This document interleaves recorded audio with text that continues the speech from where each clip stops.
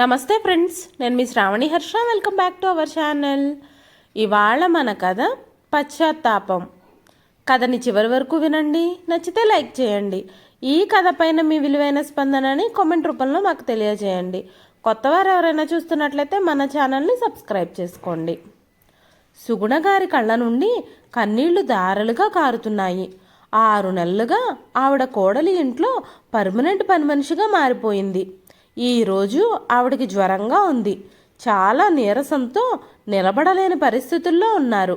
అయినా కూడా సుగుణ గారితో కోడలు బలవంతంగా పనిచేయిస్తుంది. కొడుకు ఇంట్లో ఉన్నంతసేపు కోడలు మాధవి సుగుణ గారిని చాలా బాగా చూసుకుంటుంది. కొడుకు ఆఫీస్కి వెళ్ళగానే కోడలు తన అసలు స్వరూపాన్ని చూపిస్తుంది.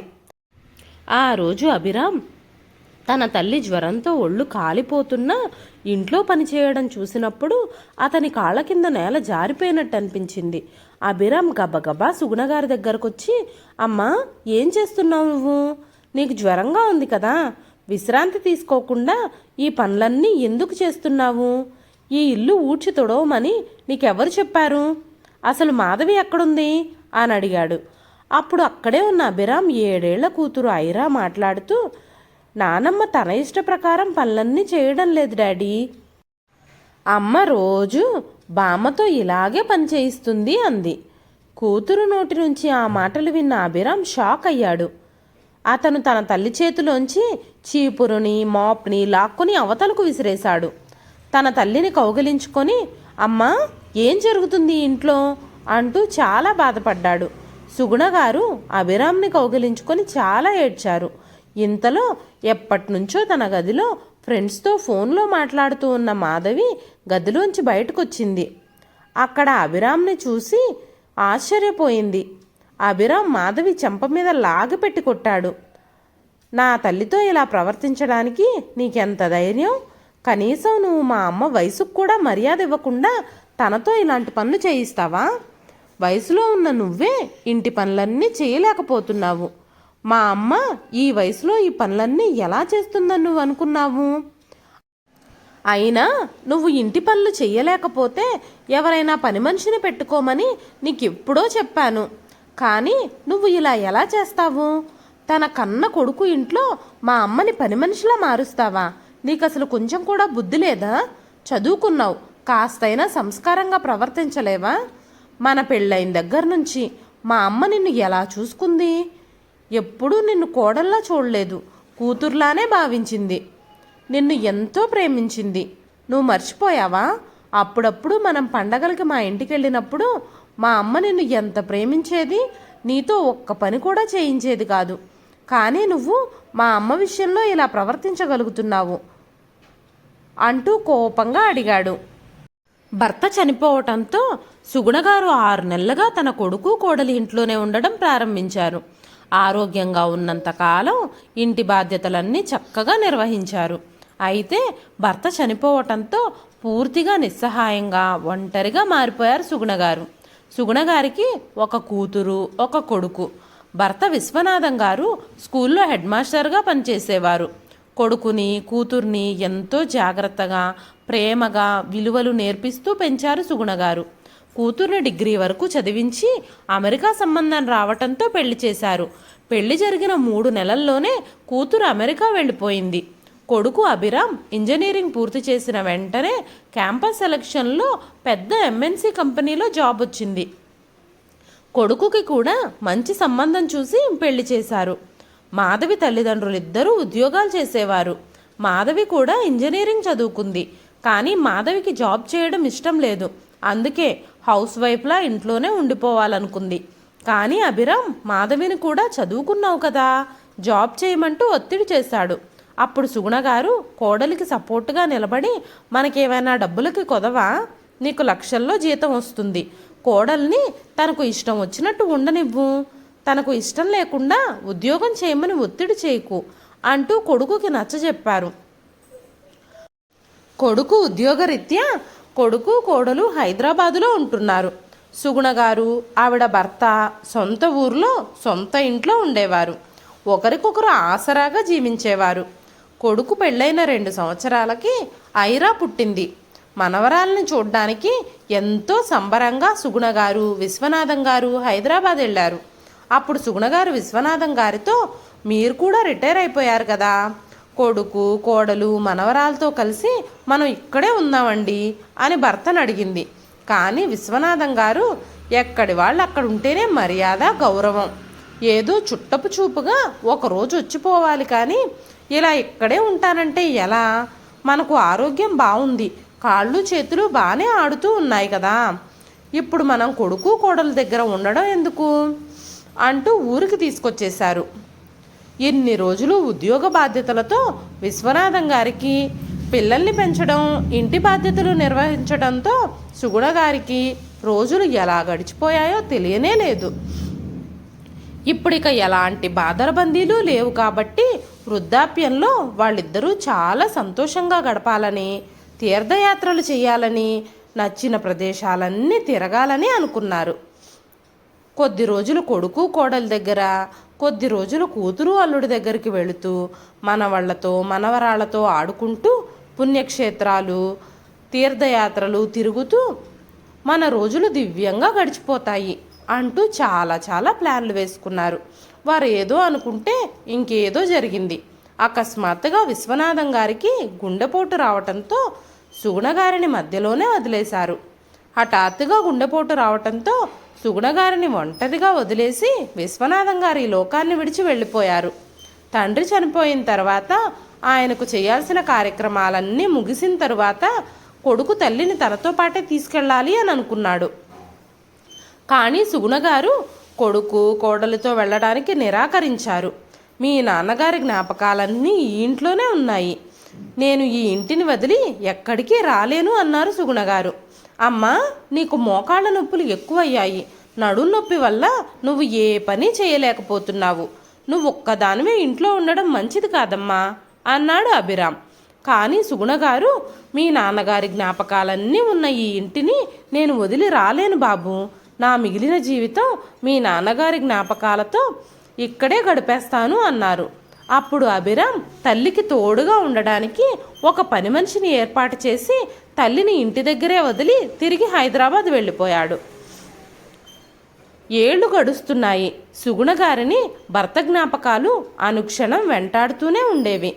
ఆ ఇంట్లో ఒంటరిగా సుగుణ గారు ఎక్కువ రోజులు ఉండలేకపోయారు.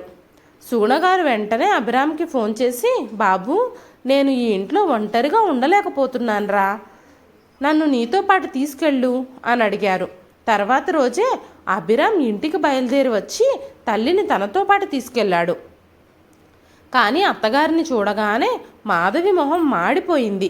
కోడలి మొహం చూడగానే సుగుణ గారికి తను ఇంట్లో ఉండడం కోడలికి ఇష్టం లేదన్న విషయం అర్థమైపోయింది. కానీ తనకి కొడుకు తప్ప ఇంకెవరున్నారు? తల్లిని ఇంటికి తీసుకురాగానే అభిరామ్ భార్యకి చెప్పి తల్లి గదిని శుభ్రం చేయించాడు.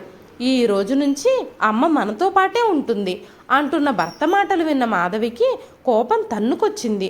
ఎందుకంటే మూడో మనిషి తనకి తన భర్తకి మధ్య ప్రైవసీకి భంగం కలిగించడం మాధవికి అస్సలు ఇష్టం లేదు. ఆ రోజు నుంచి సుగుణ గారు కొడుకు కోడలతో ఉండడం ప్రారంభించారు.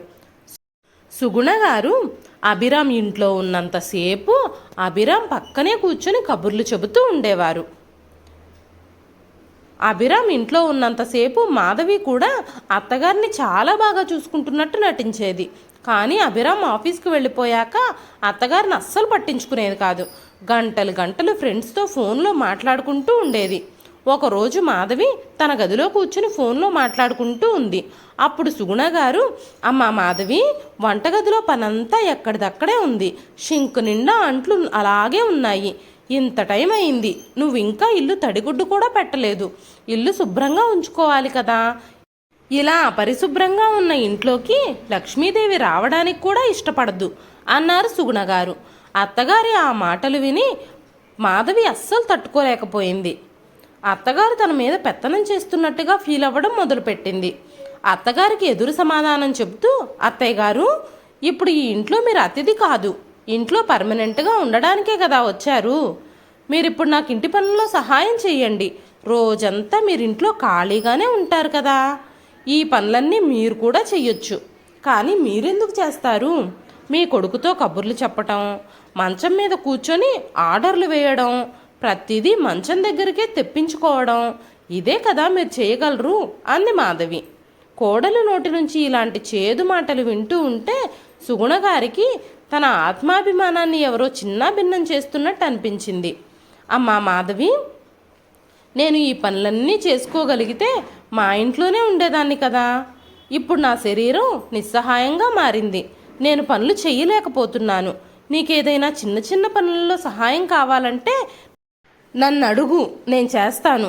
అంతే తప్ప ఇలా ఇంట్లో పనులన్నీ నేను చెయ్యలేను అని చెప్పారు. ఆ రోజు నుంచి సుగుణ గారు కోడలు అడగకుండానే చిన్న చిన్న పనులు చేసేది. అయినా సరే మాధవి ఎప్పుడూ రుసరుసలాడుతూనే ఉండేది. సుగుణ గారు మౌనంగా అన్నీ తట్టుకునేవారు. కొడుకు దగ్గర కూడా ఏమీ చెప్పేవారు కాదు. మెల్లమెల్లగా మాధవి ఇంట్లో పనులన్నీ అత్తగారి మీదే వదిలేసేది. సుగుణ గారు గనక గిన్నెలు తోమకపోతే ఆ గిన్నెలు సాయంత్రం వరకు అలాగే షింకులో పడి ఉండేవి. అందుకే సుగుణ గారు మోకాళ్ళ నొప్పులతో నిలబడలేకపోయినా అతి కష్టం మీద ఎప్పుడు గిన్నెలప్పుడే కడిగేస్తూ ఉండేవారు. స్నానం చేసి దేవుడికి దండం పెట్టుకుంటే తప్ప భోజనం చేసేవారు కాదు సుగుణ గారు. అలాంటి ఆవిడకి స్నానం చేసి వచ్చేసరికి ఇల్లంతా నీటిగా ఉండకపోతే బాధగా అనిపించేది. కోడలికి చెప్పి చెప్పి విసిగిపోయి స్నానం చేసే ముందు ఇల్లంతా ఊడ్చి తుడిచేసి అప్పుడు స్నానం చేసి దేవుడికి దండం పెట్టుకునేవాళ్ళు సుగుణగారు. ఆ విధంగా రోజు ఇంటి పనులన్నీ సుగుణగారే చేయాల్సి వచ్చేది. ఆ రోజు సుగుణగారికి ఆరోగ్యం అస్సలు బాలేదు. ఒళ్ళంతా నొప్పులు, జ్వరం కూడా వచ్చింది. సుగుణగారు తన గదిలోనే మందులు వేసుకుని విశ్రాంతి తీసుకుంటున్నారు. అభిరామ్ ఆఫీస్కి వెళ్ళిపోయిన వెంటనే మాధవి అత్తగారి గదిలోకి ప్రవేశించి వెంటనే ఆమెకు పనులు చెప్పడం మొదలుపెట్టింది. అమ్మా మాధవి, నాకు జ్వరం ఇంకా తగ్గలేదు. చాలా నీరసంగా ఒళ్ళంతా నొప్పులుగా ఉంది. నేను లేచి నిలబడలేకపోతున్నాను అని చెప్పింది. ఆ మాటలకు మాధవి, ఈరోజు ఇంట్లో చాలా పనుంది. ఇల్లంతా శుభ్రం చెయ్యాలి. తొందరలోనే ఐరా పుట్టినరోజు రాబోతుంది కదా, మీరు త్వరగా లేచి పని మొదలు పెట్టండి అంది మాధవి. మాధవి, నాకు ఇంకా జ్వరం తగ్గలేదమ్మా, అర్థం చేసుకో అన్నారు సుగుణగారు. పనెగ్గొట్టడానికి మంచి మంచి సాకులు వెతుక్కుంటున్నారు మీరు అంటూ చీపిరి తీసి సుగుణగారి చేతికిచ్చి ఇల్లంతా శుభ్రం చేశాక వంటగదిలో పాత్రలు శుభ్రం చేయండి. ఆ తర్వాత ఏం చేయాలో నేను వచ్చి చెప్తాను అంది మాధవి. అప్పుడు సుగుణగారు, అమ్మా నేను ఇల్లు శుభ్రం చేస్తాను, ఇవాటికి పాత్రలు నువ్వే శుభ్రం చేసుకో, నాకు అస్సలు ఓపిక లేదు అన్నారు సుగుణగారు. అత్తయ్య గారు, నేను నిన్నే నా చేతులకి నెయిల్ ఆర్ట్స్ వేయించుకున్నాను. గిన్నెలు కడగడం నా వల్ల కాదు. నా నెయిల్స్కి ఉన్న నెయిల్ పాలిష్ మొత్తం గిన్నెలు కడిగితే పోతుంది. గబగబా పనులన్నీ పూర్తి చేయండి అంటూ తన గదిలోకి వెళ్ళిపోయింది మాధవి. సుగుణగారు బాధగా, నేను ఎంతో ప్రేమగా చూసుకున్న నా కోడలు ఈరోజు నాతో ఇలా ప్రవర్తిస్తుంది, ఎందుకో నాకే తెలియడం లేదు అనుకుంటూ ఇల్లు తుడవడం మొదలుపెట్టారు. అభిరామ్ ఆఫీస్కి వెళుతూ ఇంట్లో ఒక ఇంపార్టెంట్ ఫైల్ మర్చిపోయాడు. అందుకే ఆ ఫైల్ తీసుకుని వెళ్ళడానికి మళ్ళీ తిరిగి ఇంటికి వచ్చాడు. ఇంటికి రాగానే తన తల్లిని అలా చూసి షాక్ అయ్యాడు. ఈరోజు సుగుణగారు తన కొడుకు ముందు తన కన్నీళ్లను దాచలేకపోతున్నారు. ఏమీ మాట్లాడలేక మౌనంగా నిలబడ్డారు. అప్పుడు ఐరా తన తండ్రితో రోజు ఇంట్లో జరుగుతుందంతా చెప్పింది. ఇదంతా విన్న అభిరామ్ రక్తం ఉడికిపోయింది. కోపంతో మాధవి చెంప పగలగొట్టాడు. మా అమ్మని నువ్వు ఇంట్లో పని మనిషిగా మార్చావు, ఎంత ధైర్యం నీకు? మా అమ్మేం తనకి గతి లేక జరగక మన దగ్గరకు రాలేదు. మన దగ్గర ఉండకపోయినా అమ్మ తన ఇంట్లో పని మనిషితో హాయిగా జీవించగలదు. మా నాన్నగారు ఎప్పుడో ఆవిడ కోసం అక్కడ చాలా ఏర్పాట్లు చేసి పెట్టారు. కానీ నా మీద ఉన్న ప్రేమతో చివరి రోజుల్లో నాతో జీవించాలని మా అమ్మ ఇక్కడికి వచ్చింది. మా అమ్మకి ఇలాంటి పరిస్థితులు తీసుకురావడానికి, మా అమ్మతో ఇలా ప్రవర్తించడానికి నీకు ఎంత ధైర్యం? ఇక ఈ ఇంట్లో నీ ఆటలు సాగవు. నువ్వు అర్జెంటుగా నీ బ్యాగ్ సర్దుకో, నేను నిన్ను ఇప్పుడే మీ ఇంట్లో దించుతాను అన్నాడు అభిరామ్. ఆ మాటలకు సుగుణగారు కొడుకుతో, బాబు, నా వల్ల మీరిద్దరూ గొడవ పడొద్దు. నేను ఎన్ని రోజులు బ్రతుకుతాను? నా కోసం మీ జీవితాన్ని నాశనం చేసుకోవద్దు. మీకు ఇంకా చాలా జీవితం ముందుంది అనగానే అభిరామ్ చేతులు ముడుచుకొని తల్లికి క్షమాపణలు చెప్పి, అమ్మా నువ్వేం కంగారు పడకు, నేను అన్నీ ఆలోచించే చేస్తున్నాను అంటూ రూమ్లోకి వెళ్ళి మాధవికి సంబంధించిన వస్తువులన్నీ ప్యాక్ చేసి బ్యాగ్ తెచ్చి మాధవి మొహాన విసిరి కొట్టాడు. మాధవి చెయ్యి పట్టుకొని బలవంతంగా బయటకు తీసుకెళ్లడం మొదలుపెట్టాడు. అంతలోనే మాధవి సుగుణగారి కాళ్ళు పట్టుకొని క్షమాపణలు చెప్పడం మొదలుపెట్టింది. అత్తయ్య గారు, దయచేసి నన్ను క్షమించండి. నేను మీ విషయంలో చాలా తప్పు చేశాను, చాలా తప్పుగా ప్రవర్తించాను. మీరెప్పుడూ నన్ను మీ కూతురులాగానే ప్రేమించారు. నేను మాత్రం మిమ్మల్ని పని మనిషిలా చూశాను. దయచేసి నన్ను క్షమించండి, నేను ఇంకెప్పుడూ ఇలా చెయ్యను అంటూ చాలా ప్రాధేయపడింది. సుగుణగారు మాధవిని క్షమించారు, కానీ అభిరామ్ మాత్రం తన భార్యను క్షమించడానికి సిద్ధంగా లేడు. తన తల్లి ఎంత చెప్తున్నా వినకుండా బలవంతంగా మాధవిని బయటకు లాక్కెళ్లే ప్రయత్నం చేస్తూనే ఉన్నాడు. అప్పుడు మాధవి, ఇలా చేయకండి, నేను నా తల్లిదండ్రుల ఇంటికి ఎలా వెళతాను? అక్కడికి వెళ్ళి నేనేం చెప్పను? మా నాన్న ఇప్పటికే హార్ట్ పేషెంట్. మనిద్దరి మధ్య జరిగిన గొడవలన్నీ తెలిస్తే ఆయనకి బ్రతకరు, చచ్చిపోతారు అంటూ ఏడుస్తున్న మాధవిని చూడగానే సుగుణగారికి చాలా జాలి కలిగింది. వెంటనే కొడుకు చేతిలోంచి కోడలి సామాన్లన్నీ లాక్కొని మాధవిని తన గదిలోకి పంపించింది. అభిరామ్ మాధవి మీద కోపంతో మాధవిని తీసుకెళ్ళిపోమ్మని మాధవి తల్లిదండ్రులకి ఫోన్ చేశాడు. 1 గంటలో మాధవి తల్లిదండ్రులు ఇద్దరూ అభిరామ్ ఇంటికి చేరుకున్నారు. ఎందుకంటే మాధవి తల్లిదండ్రులు కూడా హైదరాబాద్లోనే ఉంటారు. ఇంట్లో జరిగిన విషయాలన్నీ అభిరామ్ అత్తామామలిద్దరికీ వివరించి చెప్పాడు. మాధవి తల్లిదండ్రులిద్దరికీ మాధవి మీద పట్టరానంత కోపం వచ్చింది. మాధవి తండ్రి కోపంగా, నువ్వు ఇంత సంస్కారహీనంగా ప్రవర్తించగలవని నేను కలలో కూడా అనుకోలేదు. నిన్ను మా కూతురు అని చెప్పుకోవడానికి మేము సిగ్గుపడుతున్నాం. చిన్నప్పటి నుంచి ఎంతో ప్రేమగా నువ్వు అడిగిన ప్రతిదీ ఇస్తూ మేమే నిన్ను గారాబం చేసి చెడగొట్టామేమో అనిపిస్తుంది. నీకు ఇలాంటి విపరీత బుద్ధులన్నీ ఎక్కడి నుంచి వచ్చాయి? నీ స్నేహితులను చూసి నువ్వు ఇన్ఫ్లుయెన్స్ అవుతున్నావా? చదువుకునేటప్పుడు కూడా నీ బిహేవియర్ మీద నీ స్నేహితుల ప్రభావం చాలా ఉండేది. వాళ్ళు ఏం చేస్తే నువ్వు అదే చెయ్యాలి అనుకునేదానివి. మంచి చెడు ఆలోచించేదానివే కాదు. కనీసం పెళ్ళయ్యాకైనా అలాంటి స్నేహితులకి దూరంగా ఉంటావేమో అనుకున్నాను. కానీ నువ్వు ఇప్పటికీ వాళ్లతోనే కలిసి తిరుగుతున్నావని నాకు బాగా అర్థమవుతుంది. మీ వదిన కూడా మమ్మల్ని భారంగా భావించి పని మనుషుల్లా మారిస్తేనో, ఇంట్లోంచి బయటకు గెంటేస్తేనో నువ్వు తట్టుకోగలవా? పెళ్ళైన దగ్గర నుంచి నిన్ను కన్న తల్లి కంటే ప్రేమగా చూసుకున్న అత్తగారి పట్ల అంత అమానుషంగా ప్రవర్తించడానికి నీకు మనసు ఎలా ఒప్పింది? నిన్ను చూస్తూ ఉంటే మా పెంపకం మీద మాకే అసహ్యంగా ఉంది. కోడల్ని కూతుర్లా చూసుకునే అత్తగారు, నిన్ను నెత్తి మీద పెట్టుకుని చూసుకునే భర్త దొరికారు. కానీ అలాంటి మంచి మనుషుల మధ్యలో నీలాంటి రాక్షసికి స్థానం లేదు. నిన్ను వెంటనే ఇక్కడి నుంచి తీసుకెళ్ళిపోతాం, మాతో పాటు వచ్చేసేయి అన్నారు మాధవి తండ్రి. ఆ మాటలకు సుగుణగారు, అలా మాట్లాడకండి అన్నయ్య గారు, ఏదో చిన్నపిల్ల తెలిసి తెలియక తప్పు చేసింది. పెద్దవాళ్ళం, మనం పిల్లల తప్పుల్ని సరిదిద్దాలి, కానీ వాళ్ళకి ఇలాంటి శిక్షలు వేయకూడదు అన్నారు సుగుణగారు. మాధవి పశ్చాత్తాపంతో అత్తగారి కాళ్ళు పట్టుకుని ఏడవడం మొదలుపెట్టింది. అప్పుడు సుగుణగారు, మాధవి మా ఇంట్లోనే ఉంటుంది, మేం తనని ఎక్కడికి పంపించాం. అన్నయ్య గారు, ఇది మా ఇంటి సమస్య, మేమే దీన్ని పరిష్కరించుకుంటాం అంటూ మాధవి తల్లిదండ్రుల్ని పంపించేశారు సుగుణగారు. కానీ తన భార్య తన తల్లిని అవమానించడాన్ని, పని మనిషిలా చాకిరీ చేయించడాన్ని అభిరామ్ తట్టుకోలేకపోయాడు. సుగుణగారు కొడుకుకి ఎంతో నచ్చజెప్పడానికి ప్రయత్నించారు. అయినా సరే అభిరామ్ మాధవిని క్షమించడానికి అస్సలు ఒప్పుకోలేదు. తల్లి బలవంతం మీద మాధవిని ఇంట్లో ఉండనిచ్చాడు, కానీ మాధవితో మాట్లాడడమే మానేశాడు. కొడుకు కోడలి మధ్య తన కారణంగా గొడవలు జరగడాన్ని, దూరం పెరగడాన్ని సుగుణగారు అస్సలు తట్టుకోలేకపోతున్నారు. మాధవి మాత్రం పూర్తిగా మారిపోయి అత్తగారిని ప్రేమగా గౌరవంగా చూసుకుంటూ ఇంట్లో పనులన్నీ అత్తగారిని కూర్చోబెట్టి తానే చేసుకుంటుంది. రోజులు గడుస్తున్నాయి, కానీ కొడుకులో ఎలాంటి మార్పు రాకపోవటంతో ఒకరోజు సుగుణగారు పొద్దున్నే లేచి తన వస్తువులన్నీ బ్యాగులో సర్దుకోవడం మొదలుపెట్టారు. ఆమె బ్యాగులో సామాన్లు సర్దుకుంటూ ఉండగా హఠాత్తుగా అభిరామ్ అక్కడికి వచ్చాడు. అమ్మ బ్యాగ్ సర్దుకోవడం చూసి షాక్ అయ్యాడు. అమ్మా, ఎక్కడికైనా వెళుతున్నావా అని అడిగాడు. అప్పుడు సుగుణ గారు, బాబు, నేను ఇంకా నీ దగ్గర ఉండలేను. అందరి తల్లిదండ్రుల్లాగానే కొడుకు కోడలు చిలకా గోరింకల్లా సంతోషంగా కాపురం చేసుకుంటూ ఉంటే చూడాలన్న ఆశ నాకు ఉంది.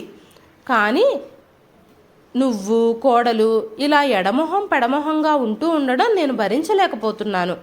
నేను తిరిగి మన ఊరికి వెళ్ళిపోతున్నాను.